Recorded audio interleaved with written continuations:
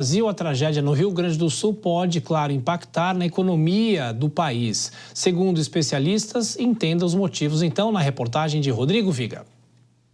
Mesmo consternados com a tragédia do Rio Grande do Sul, analistas, especialistas e economistas estão fazendo contas na ponta do lápis para saber o impacto e a influência da tragédia no sul do país na inflação brasileira. Esses cálculos ainda carecem de algumas informações mais precisas para avançarem.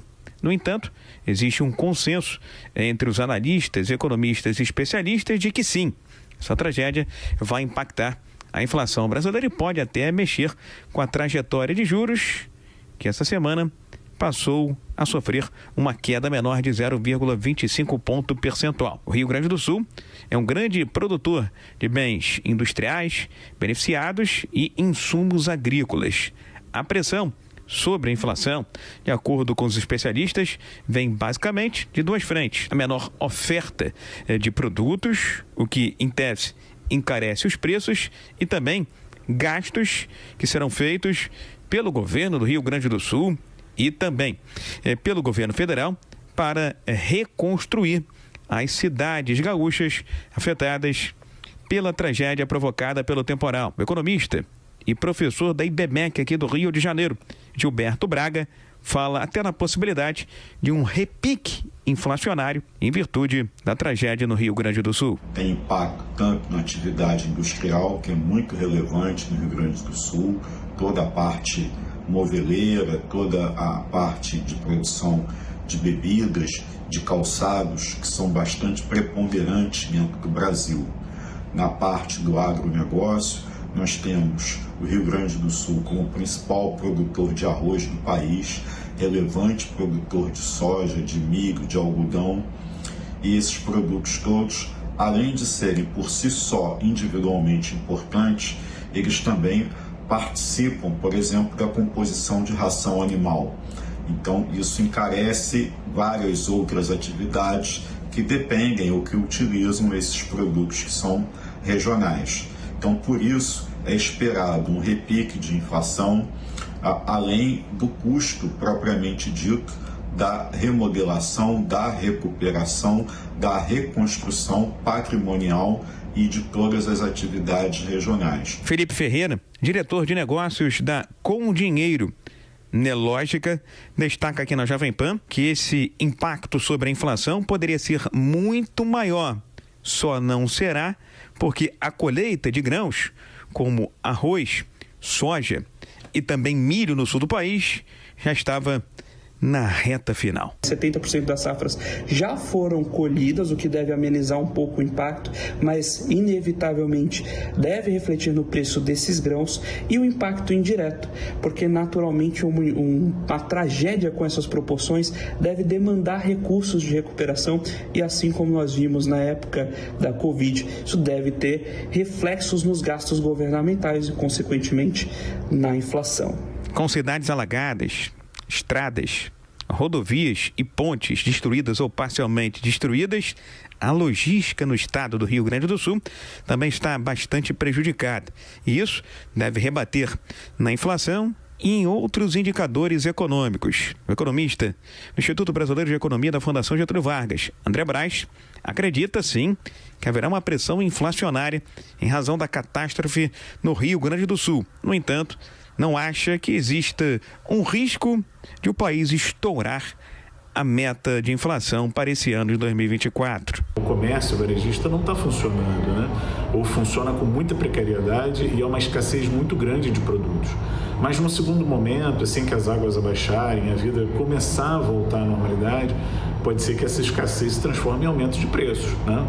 Vamos ter que acompanhar de perto. A criação de animais, como aves e a produção de ovos também, a criação de suínos, né? Tudo isso demanda rações que podem ter seus preços elevados em função desse problema climático. Então, é um problema, não é um problema trivial, é um problema grande que pode sim afetar muito, né, a economia do Estado e também a economia nacional. Já o chefe de análise da Levante Investimentos, Henrique Cosolino, destaca aqui na Jovem Pan outros canais de pressão inflacionária por conta da catástrofe no Rio Grande do Sul. Existem diversas medidas ali do governo, né? A injeção de 50 bi, pelo menos estimada no momento, mais de 12 iniciativas ali que visam ou subsidiar taxas do Pronamp, do Pronaf, né? Crédito rural, entre outros termos, né? Como prioridade na restituição de IR, prioridade em programas ali do Bolsa Família, são todas medidas que farão, né, com que a inflação suba. Né? Na última sexta-feira, o IBGE divulgou a inflação oficial do país para o mês de abril. No entanto, o IPCA ainda não trouxe os efeitos da tragédia no Rio Grande do Sul. A perspectiva é que esses impactos sobre a inflação brasileira comecem a aparecer no índice do mês de maio, que vai ser divulgado pelo Instituto somente no começo de junho. Do Rio, Rodrigo Viega.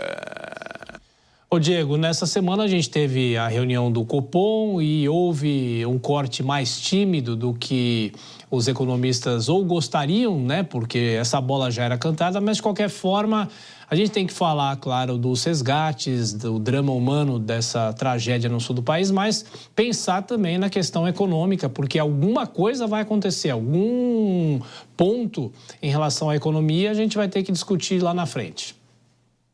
Tiago, seria uma insanidade não dizer que essa catástrofe não vai ter qualquer impacto sobre a nossa economia ou sobre a inflação. Como você bem disse, essa própria redução no curso de queda da taxa de juros já indica que nós teremos pressão inflacionária, sim. E claro, nós tivemos já a colheita dos grãos no Rio Grande do Sul, mas o agravamento do problema já está causando problemas com os estoques. Em Canoas mesmo, quando nós estávamos noticiando aí a reintensificação das chuvas, hoje rompeu, parece que um armazém que tinha mais de 100 mil toneladas de soja estocada.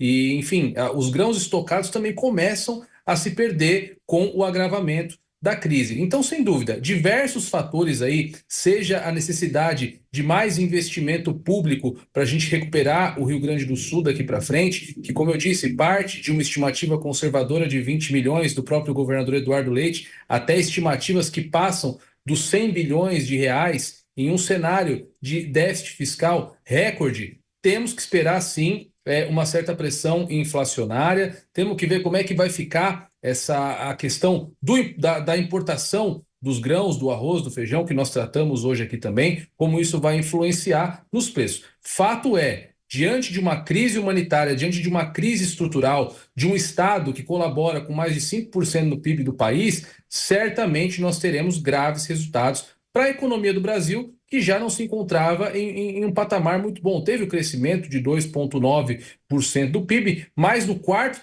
trimestre dessa avaliação, por exemplo, nós já não tivemos crescimento nenhum, que já mostra que o Brasil estava desacelerando.